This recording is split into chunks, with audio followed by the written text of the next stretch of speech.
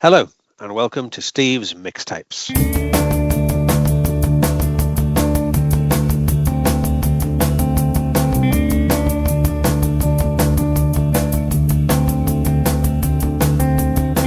We have another guest mixer for this episode, and once again it's somebody that I know from the Fall Online forum. Not as far flung, we were in Arizona last time. This time we were no further than Oxford, but my guest this time is Richard Catherall.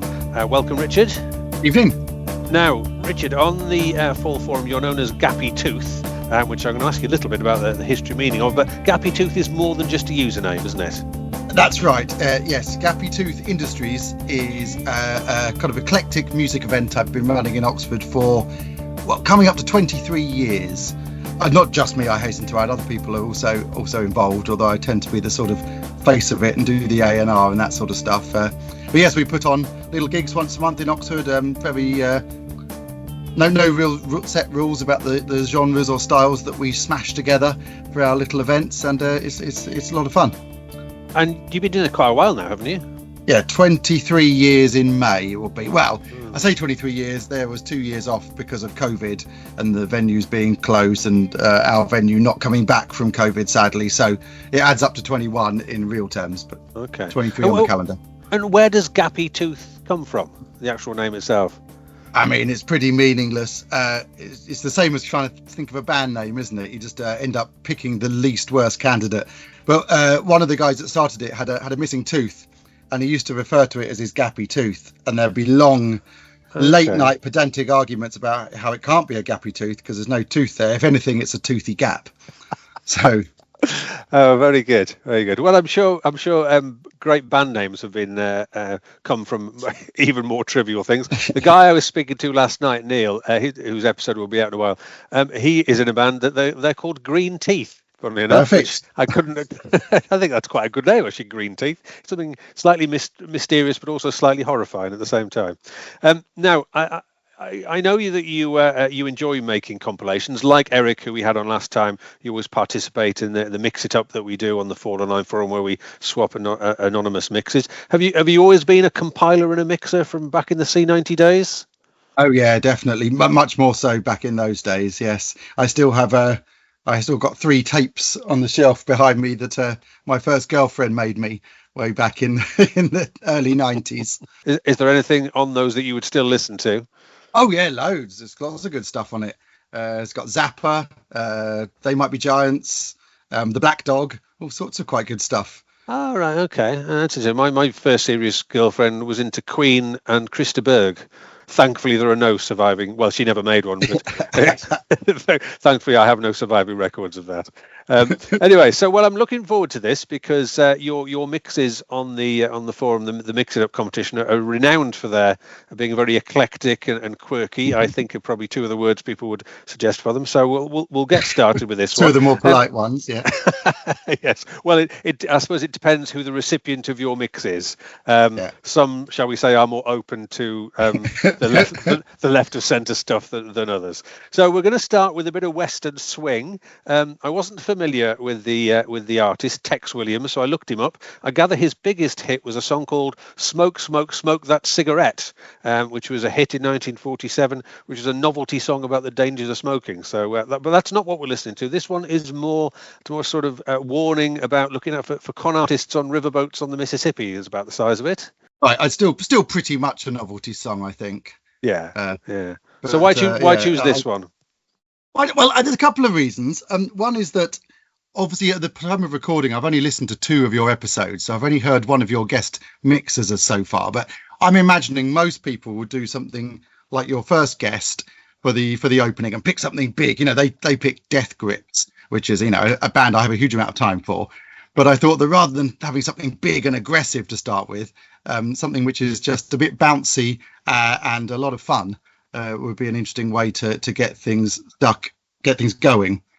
Okay. Also, the other reason is, as we'll doubtless come to later, I elected to take the concept of the wild card section of the mix very literally and be so wild as to make you choose it rather than me. So at this moment, I have no idea what you're going to play me later on. Well, I will say, Richard, I was quite excited when I saw that for the Hit the Ground Running you picked a song called Wildcard, because I thought you'd been incredibly clever and picked something for each category that had the name of another category in it. But that It's would have not been quite pretty that. difficult to do.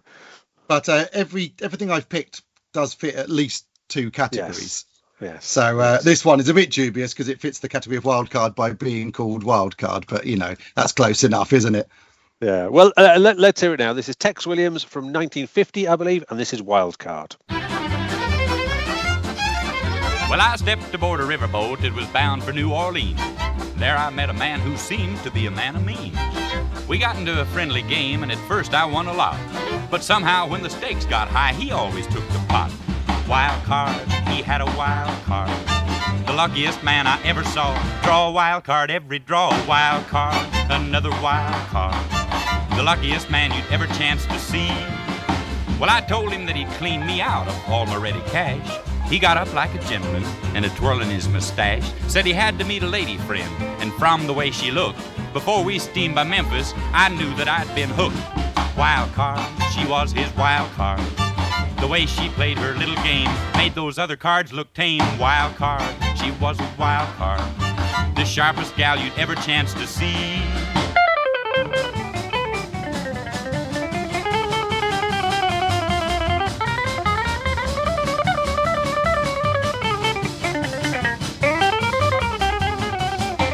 She took me to the railing and the moon was big and high. We only kissed and then I'd missed the stick pin from my tie. My watch went next and then my ring, and brother, it's the truth. I wasn't worried till it up and lost my golden pivot tooth. Wild card, she was a wild card. This little lady known as Lou took the car fare from my shoe. A wild card, a wicked wild card. The sharpest gal you'd ever chance to see.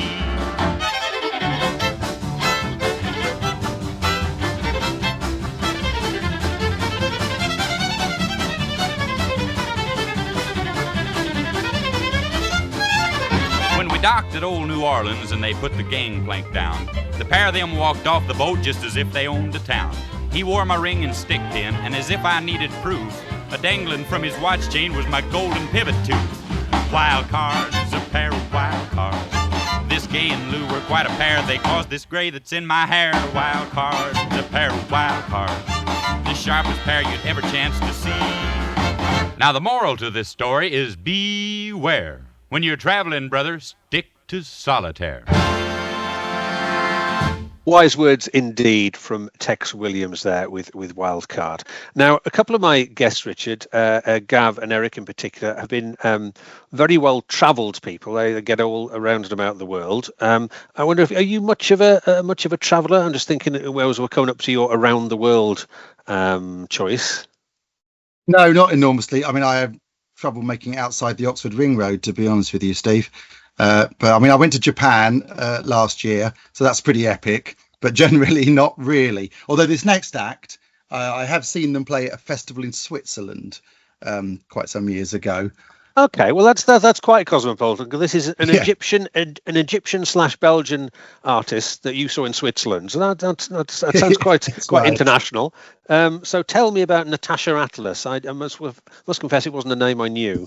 I mean, you've said about as much as I know about her, really.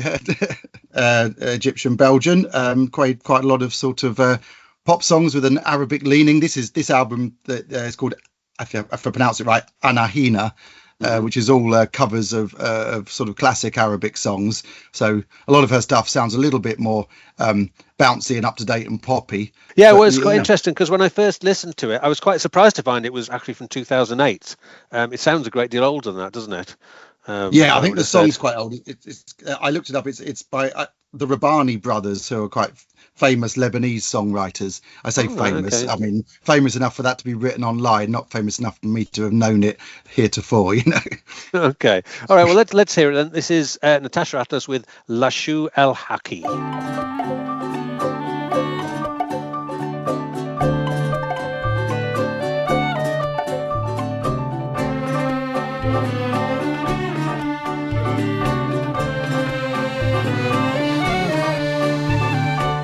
الحكي طالع علينا قمر خلي نظر للنظر يشرح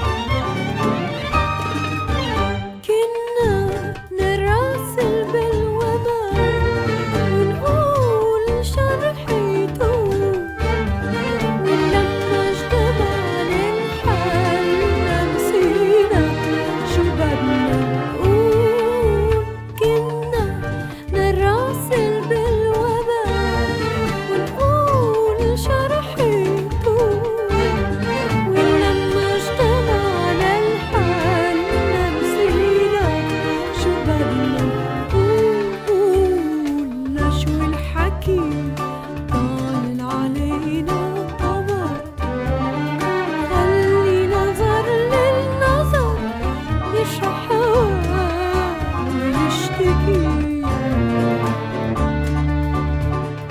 لشو الحكي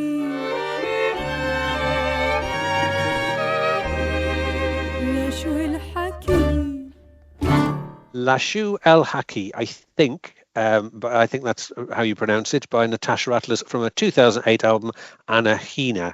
You don't know what that means. I didn't actually have a chance to try and look that up, what the title means. No, not off the top of my head. I could go and grab the sleeve, but no, I don't know what it means. Okay, well, it just I'll look it sounds up. nice. If I'll look it up later. If it's anything interesting, I'll cut it into the edit. There we go. Okay, so we're going for something blue now, and you were quite right to say that your choices could all fit in more than one category, because they certainly could have gone in the something old, because it's from 1962, I believe. Now it's from an artist who's normally, I had heard of him, a rockabilly artist, but this isn't him doing straightforward rockabilly, is it? No, I think this is a bit later in his career. I mean, he was almost dead by this point. I think he died at the age of 30 in the very early 60s, I seem to recall. Yeah, he died. I've got this. I looked him up. He died in 1964. He drowned following a boat accident, aged only 30. Yeah, it's very, very sad. But yes, just near the end of his career, he was moving from rockabilly to this kind of crooner pop that we're going to hear. And I'm not going to claim he's a towering vocal talent that the history is unfairly lost, but I do think it's got a lot of charm, this song. Okay, well, let's hear now. This is Johnny Burnett with Time Is Not Enough.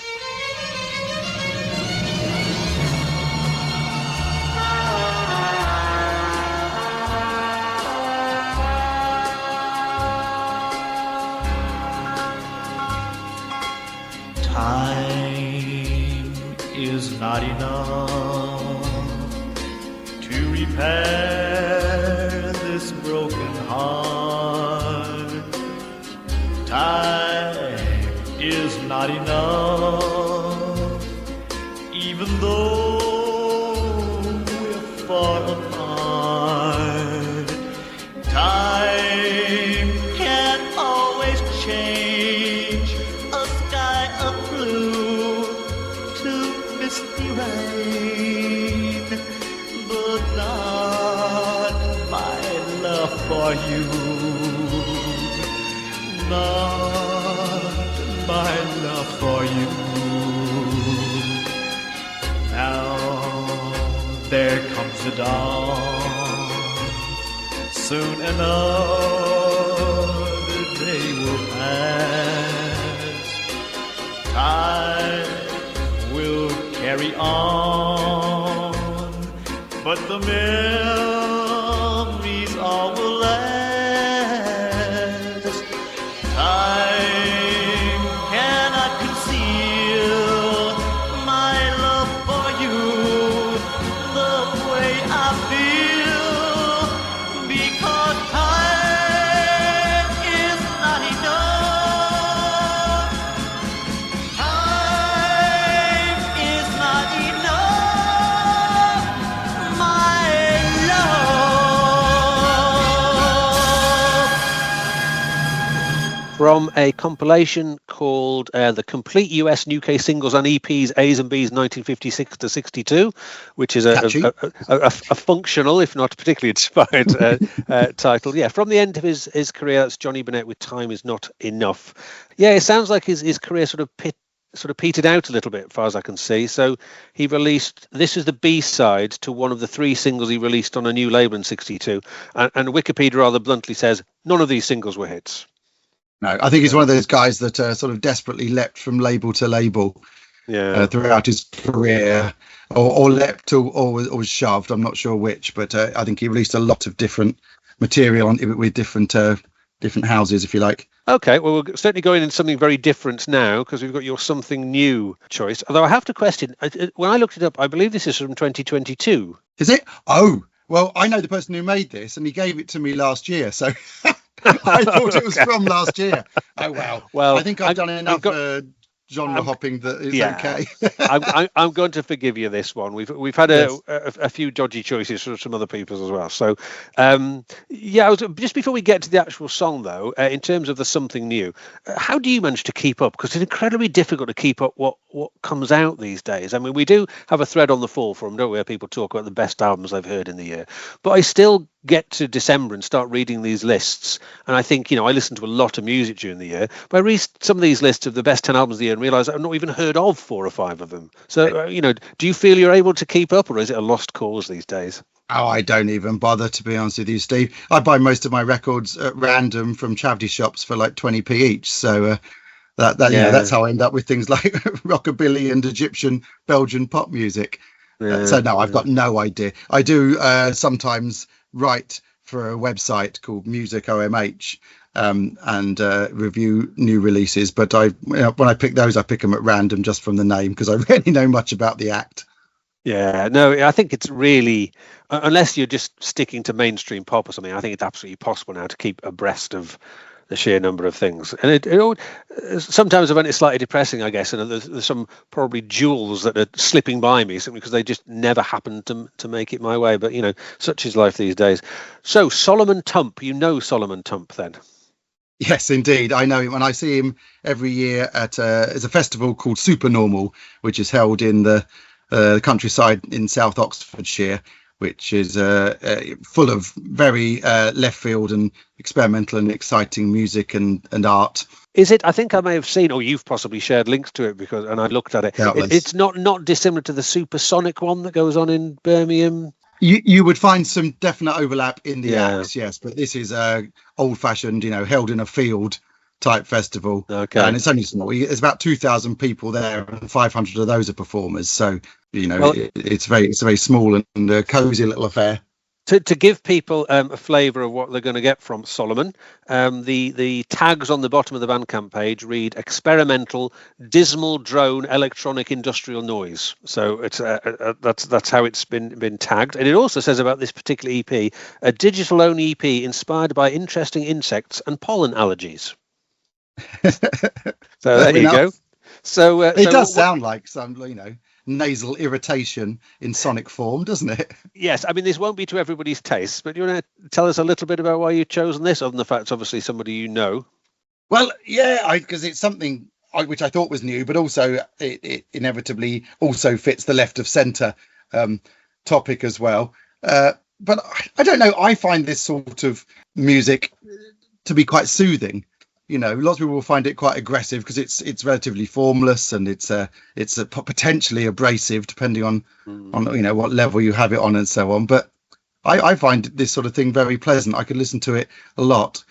Stick on a hum and put a loop behind it, and I'm happy for about 20 minutes. So I'm easily pleased. Yeah, I talked about this with Gav Morgan, who was my the guest I've just put the show out with. He listens to a lot of sort of ambient drone type stuff when working. Is that the sort of thing you would do? Would you have this stuff when working, or would you actually sit and concentrate and listen to it? I mean, a little of both, really. I definitely often have music on when I'm working from home, which is sort of half the time. Okay. All right, well, let's hear it. This is Gritanometry by Solomon Tump.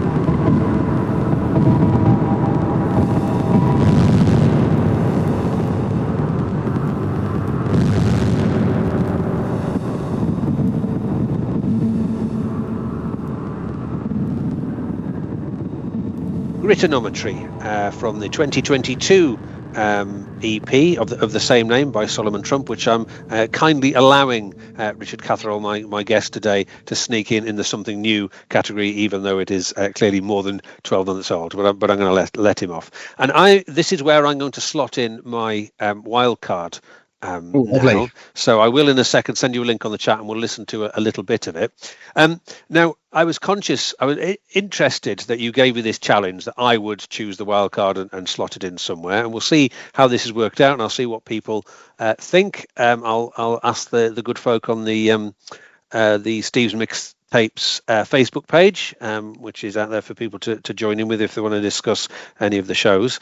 So I'm terrible with when we do the Mix It Up on the Fall forum for coming up with 17 different versions. I'll make one, I'll listen to it, I think it's great, and then I'll have a crisis of confidence in it and delete half the songs and start again. And by the time you actually receive one of my mixes, it's often version 7 or version 8. So I thought, I don't want to do this for this. I don't have time to do this with this. So I thought I'll go with sort of a gut reaction to something. And there is a sort of repeating, almost chime-like noise in the Solomon Trump song that immediately, so this is just it's a very simple sound association I went for. So there's something about that track that reminded me of this.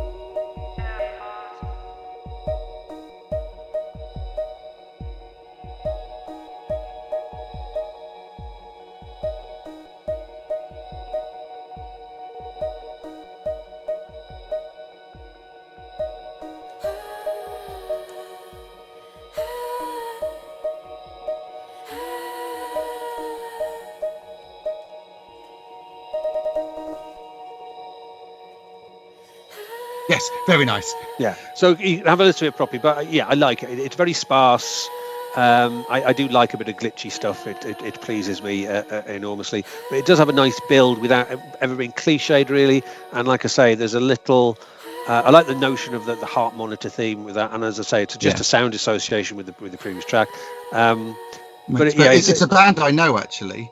I've seen them. My friend Russ used to run a promotion in Oxford called Swiss Concrete, and Worried About Satan played for them. If I remember rightly, about 4 people came. It was a bit of a disaster. They had a big screen with all sorts of visuals going on, and the 2 chaps on stage with all their gear. I think it was 2. Might have been the one at that point. I can't quite remember. It's a long time ago. But yeah, it was not a resounding success financially, but I enjoyed them.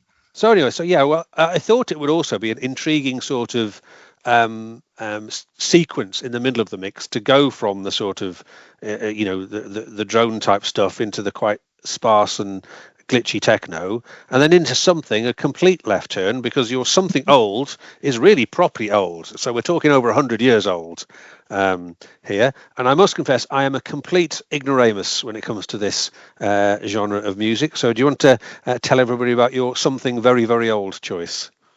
Sure. Well, I've chosen an aria from a Donizetti opera called L'Elysir d'Amore, and it's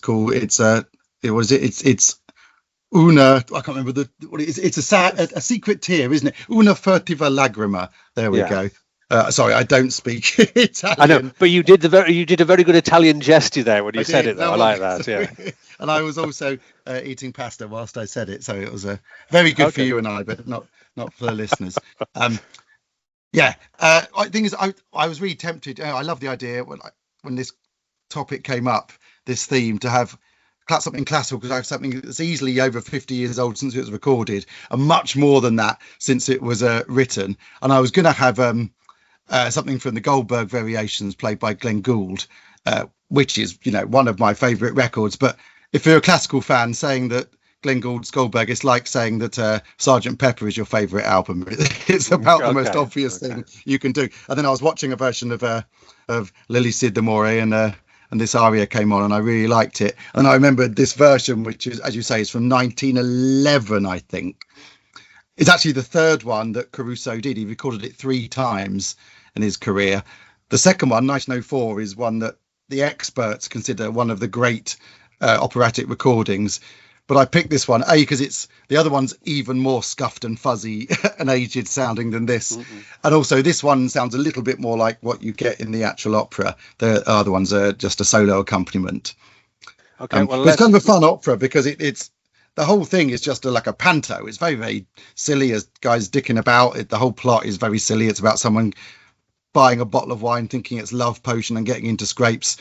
And it's just a whole bunch of knockabout. And then right at the end, there's this really lovely bit, aria, and then there's a duet with the 2 main characters, and then it's like whoop, whoop, hiddly boo, we're done again, and that's the end of the opera. So it's quite uneven, but I guess it makes this stand out a little more. Well, I've had many people over the years try and tell me that I should listen to or watch or go to opera, and they've never convinced me with their arguments. But nobody's ever said it's just guys dicking about to me before. So I mean, most Italian opera is just guys dicking about. Now, if you listen to Wagner, that's quite intense and very serious. French opera is very lush, but Italian opera is just somebody who wants to shag someone else, and the old guy won't let him. That's basically what it all boils down to. Okay, well, I don't think I ever would have got that from this aria on my own, but we'll hear it now. Here's a bit of Caruso for you.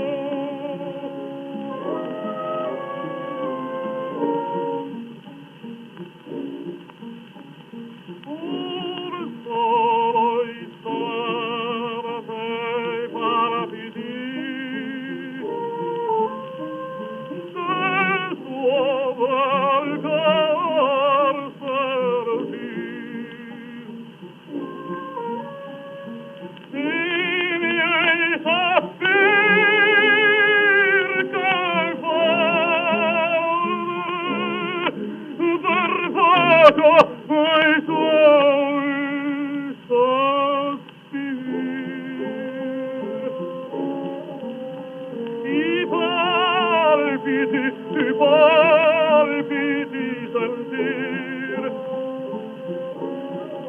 Che perdere I miei coi suoi sospir.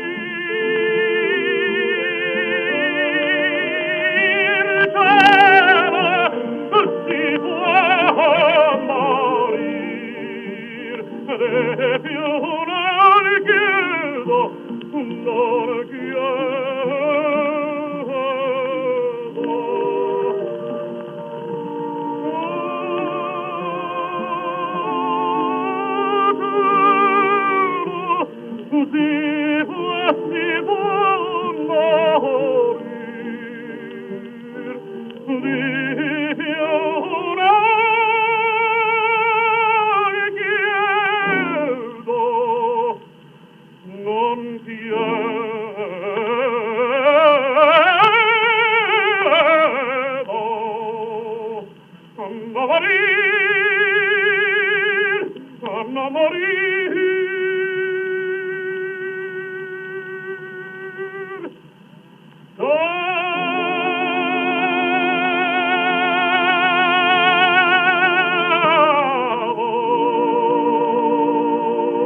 Okay, our something very, very old track from Enrico Caruso.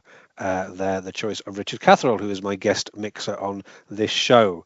And at this point, the mix is veering about all over the place in a very entertaining fashion, because your Something Borrowed takes another sharp left turn. I understand, I didn't know the song, but I understand it's borrowed from Harry Belafonte. He did the original. I believe so. Yes, I don't know whether he wrote it, but he did the original a couple of years earlier. And this is Lloyd Price. So, what is it you like about Lloyd Price's Coconut Woman? Well, it's the energy is pretty much off the scale. It's quite swivel-eyed and bonkers, which I like. It's Bahamian music. Apparently, it's Goombay. I didn't know Goombay was a style. I thought it was just made up for the Goombay dance band. Yes, Seven Tears, was that them? Yes, I think so. I can't really remember. Okay, God. But I thought it was a made-up word, but no, it's a sort of. But it sounds a bit like a Bahamian equivalent of Mento. From my limited experience. But yes, I like the wild, the funny noises he makes.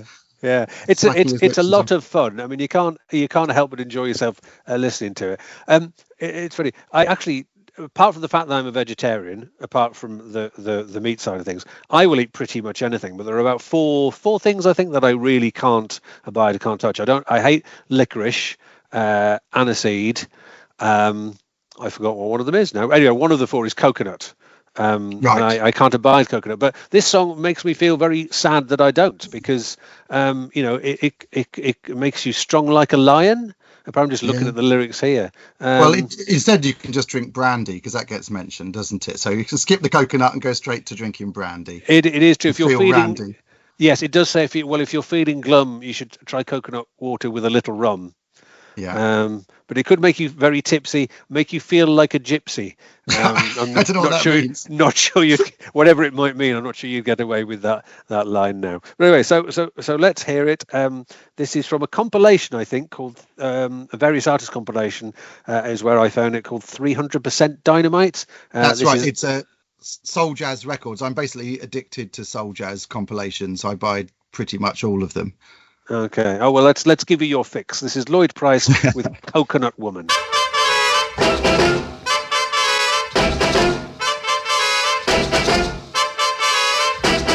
Coconut woman, she's calling out, and every day you can hear her shout. Coconut woman, she's calling out, child, and every day you can hear her shout. Get your coconut water, man, it's good for your daughter. Coconut got candy, make you feel very dandy. One woman told me the other day that no one can take a sweet man away. I asked her what was the mystery. She said coconut water and a rice curry. Coconut got whiskey, make you feel very frisky. Coconut got conch, make you feel very drunk.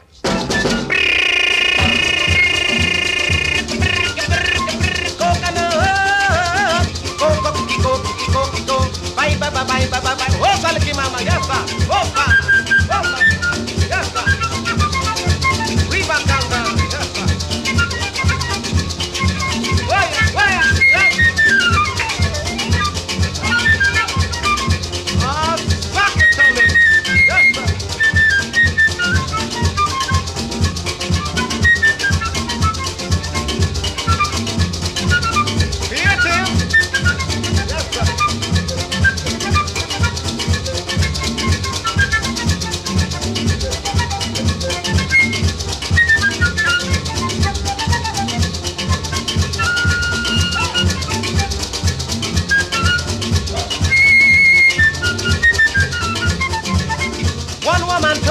another day that no one can take a sweet man away.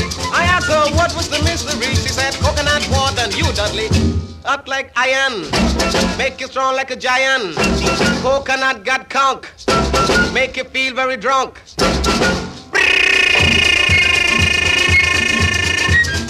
Coconut, bye bye bye bye bye bye bye. Coconut woman say, man, I got coconut by the dozen on the treetop, child. Yes, sir. Then she say,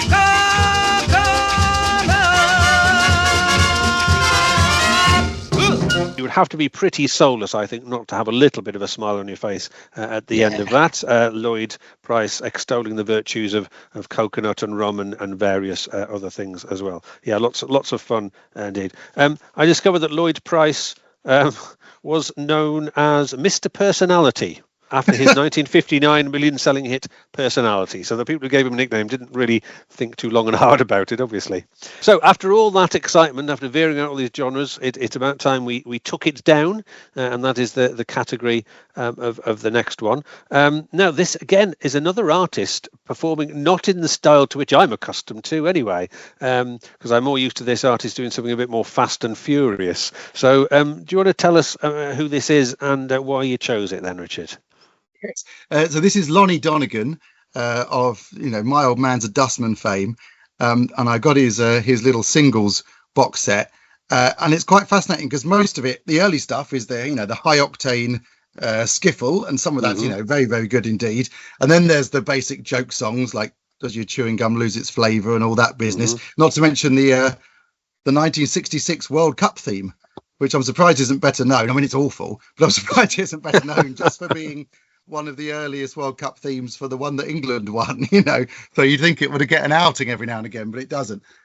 And then in amongst all this, a lot of which is just basically dated old dross, there's a couple of really nice songs. And this is a very famous song, of course. It Was a Very Good Year, made famous by Sinatra, although that was actually a little bit after this version, I think. But I love this because I'm sure if he were alive today, he'd be the first to admit he doesn't have a huge vocal range or an enormous vocal ability. And somehow he manages to phrase this lyric beautifully. It actually reminds me of like Billie Holiday or something. He's taken a really simple vocal and absolutely sung the song as well as it could be sung, I think. Well, when it started, and I realised it was a very good year, because I thought, this could be a different song with the same title by Lonnie Donegan. But when it obviously clearly was going to be that, I thought, can Lonnie Donegan sing this? Because his melodic vocal style is not really what he's famous for, is it? But actually, it's the sound of somebody managing their voice really well in a way that actually makes it quite touching, really. I think it's beautiful because he can't go for the big bellowed sustained notes, can he? He's not capable of doing that. So so it's quite nice. I mean, it's not the sort of thing I listen to on a regular basis, but it sat in here really, really nicely, I thought.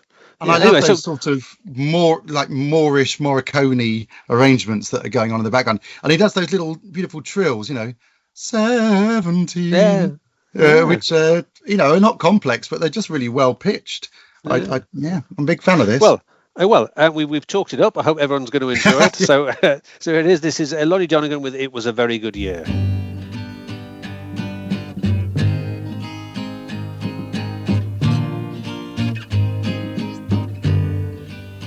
When I was 17, it was a very good year. It was a very good year for small town girls and soft summer nights. We would hide from the light on the village green. When I was 17, when I was 21, it was a very good year.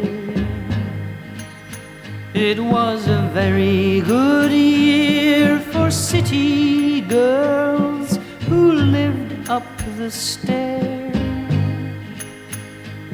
with perfumed hair, with cane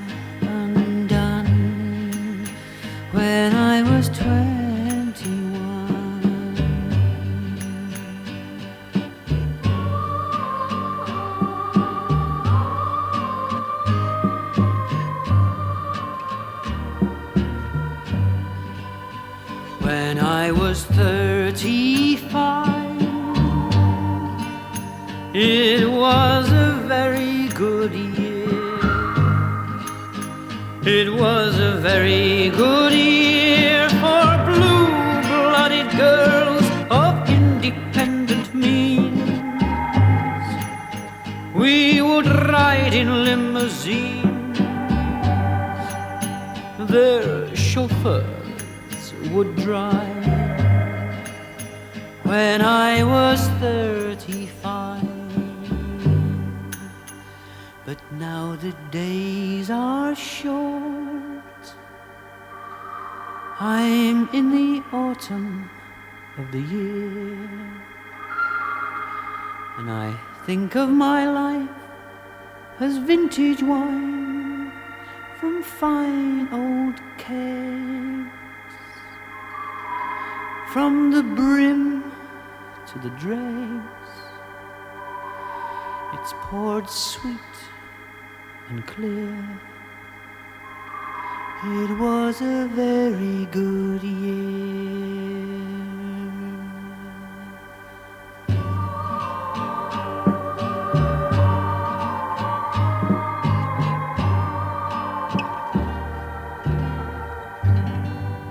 It was a very good year. A single, I think, from 1963. I think that was so over 50 years old, and once again fits in more than one category. I mean, you could argue we put that in something blue. There's something very melancholy about it at the very least. So yeah, so it was a very good year. Of course, a song made famous by Frank Sinatra, but there was Lonnie Donegan's take on it. Now, before we get on to your left of centre choice, I did mention at the beginning. I'm looking at you now in what I guess is a home office surrounded by shelves, and you did say to me at the beginning of our chat that your house was mainly made up of shelves. But most famously, for those who are friends with Richard on Facebook, Richard runs a little competition called Shelf Assessment. Do you want to tell everybody about Shelf Assessment? Because I'm sure you'll have dozens of extra players once this goes out and we've talked about it. Yeah, well, they're welcome to join if they have the stomach for it. It's a very simple game, ostensibly. It's just all my records are in alphabetical order, like any decent persons are. Mm-hmm. And literally, I just take two acts and say what comes in the middle, and everyone gets a guess every day to decide what comes in the middle. That's very, very simple. The arguments about the minutiae of alphabetical order, yes. The one that most people get exercised about is that I file Captain Beefheart under B, because that's how the word captain works. It goes with a surname. Yeah. So if you see Captain, you expect a surname, so therefore that must be how I file it. Very few people agree with that. Whereas conversely, King Tubby goes under K, because kings always go before somebody's forename. So there you go. Yes. That's having partaken, I did join in for a couple of sort of series of it. In my inimitable style, I sort of thought, right, I'm going to take this seriously. So I looked up lots of artists on Bandcamp and wrote about them and stuff. I just couldn't sustain what I was doing, and then I had lots of other things on, including having small children arriving and all the rest of it. But I will try and get back into it at some point. But you've done 2 seasons, which is pretty good, isn't it? But yes, you in your first season, you excelled yourself. Well, I don't know if excelled yourself is the right term. You went beyond the Call of Duty. Whereas if you didn't have a track that fit, you'd go and buy one, which nobody else has taken that approach. But you're quite right. The entertainment value comes seen from people squabbling about, surely that should be filed under such as. I never knew there's quite so much entertainment in filing convention. So let's get to your left of centre choice. This is Pat Thomas. Do you want to tell us about Pat Thomas? Pat Thomas is an improvising keyboard player. He comes from Oxford, where I am right now, and so he's quite well known in that very small world of free improv.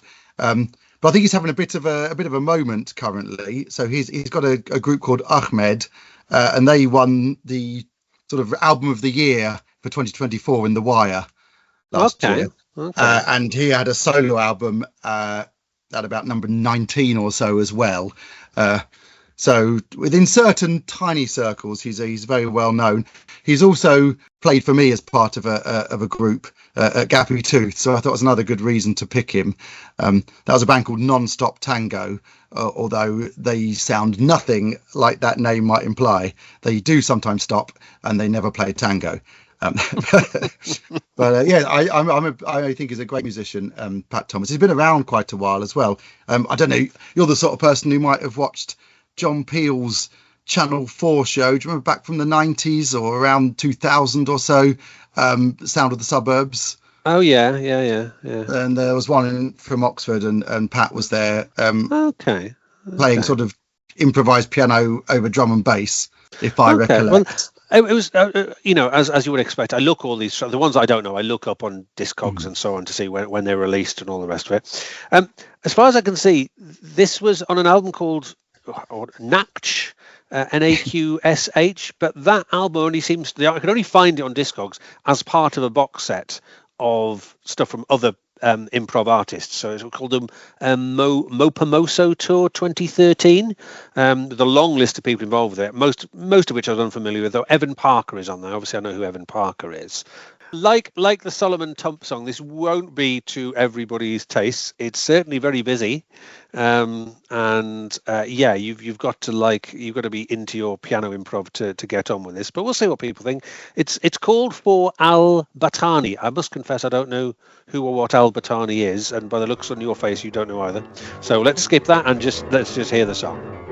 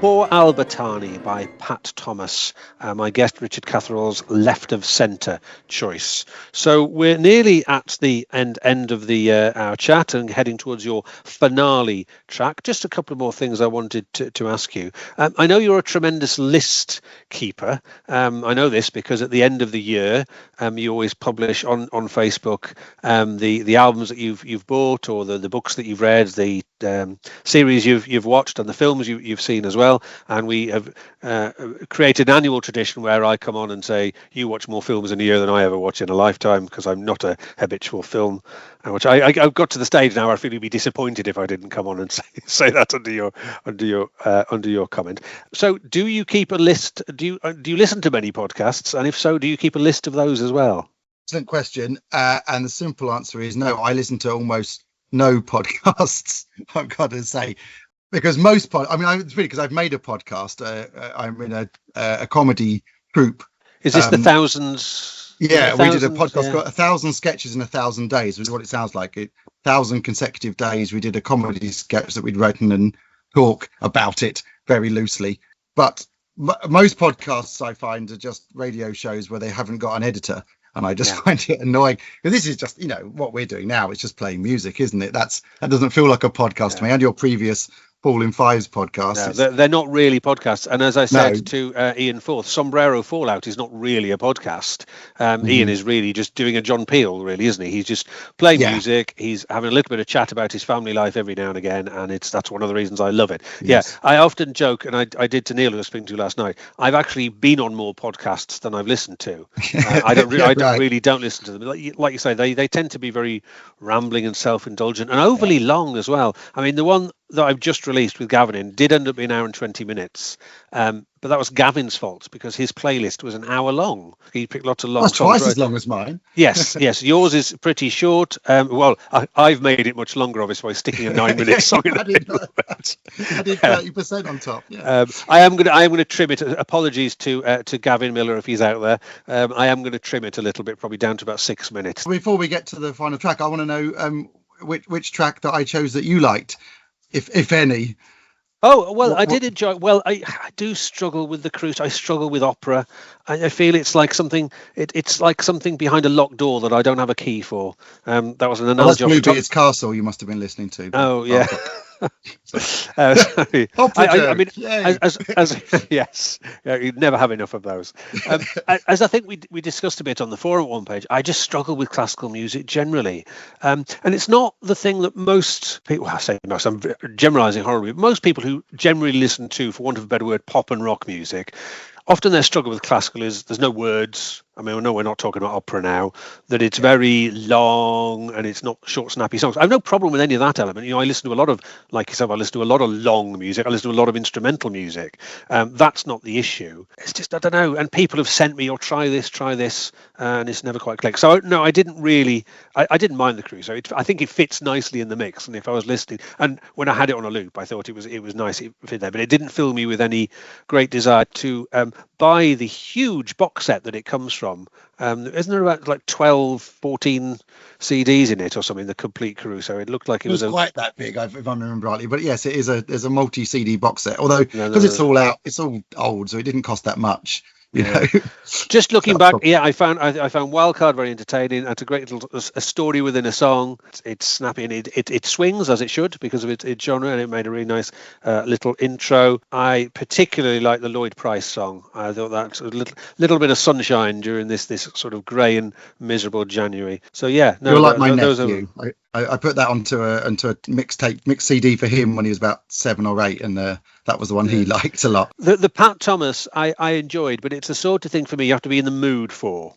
You have to sit down and see. I would struggle to have that on in the background. I'd need to sit and listen to it. But yeah, but there's nothing I did apart from the Crusoe had its place, but apart from that, I liked everything else. And it's been interesting how the mixes I've had so far have all been so hugely different.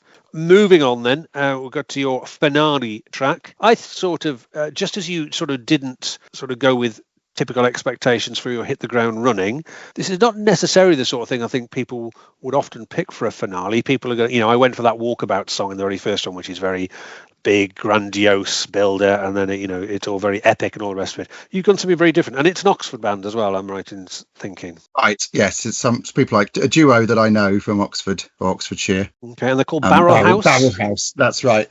Well, I tell you what, originally I was going to have the song "Tonight We Fly" by the Divine Comedy, which is a big sort of uplifting track. But then I got the CD out and discovered that the previous track sort of overlaps it, so it would have started with a weird couple of notes, and I couldn't really be bothered to get Audacity out and edit it, so I pick this instead. But you're right to say it's not sort of typical finale, but I thought that, as you said, my mix has been quite unusual. It's been quite a lot of old stuff on it and a lot of textural sort of things.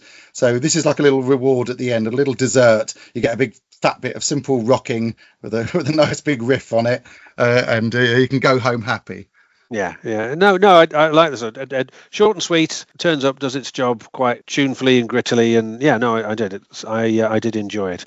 So the finale song is going to be Barrel House with How Did You Die Today, My Dear, from an album called Azimuth, that was released in 2024. So yet again, a song that could have fitted in more than one category. And I would have expected nothing less from you, Richard, than something a little bit clever and quirky like that. So just before we hear from Barrel House as our finale, just to say thank you very much for coming on. I've really enjoyed it. I've enjoyed your mix, which I said I thought would be eccentric and quirky, I think were the words I used, and that's exactly what it proved to be. So it's been great and good to see you. An absolute pleasure, Steve. Thanks so much.